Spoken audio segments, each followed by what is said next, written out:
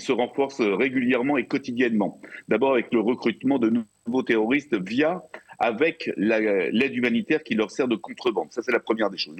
La deuxième chose, oui, ils continuent à reconstituer leur stock d'armes par un système de drones où ils arrivent à passer au-delà, de toute surveillance.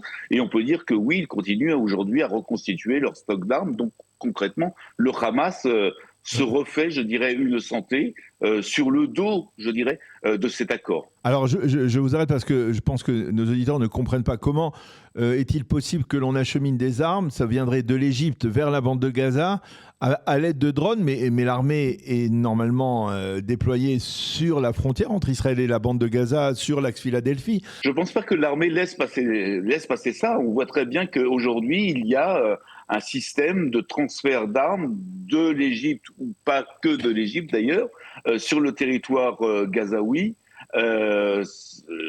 qui passe aussi probablement aussi par les voies probablement maritimes d'ailleurs, avec des armes dedans. Donc Tsahal ne veut pas tout surveiller.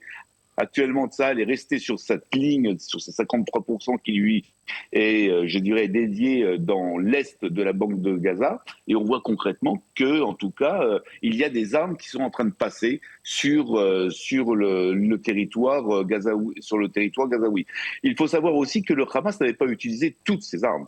Il lui restait aussi un nombre de stocks d'armes qui est, c'est vrai, minime, puisque concrètement, Israël n'a pas détruit aussi tous les tunnels. Il y a 40% à 47% des tunnels qui ont été détruits à l'heure où je parle.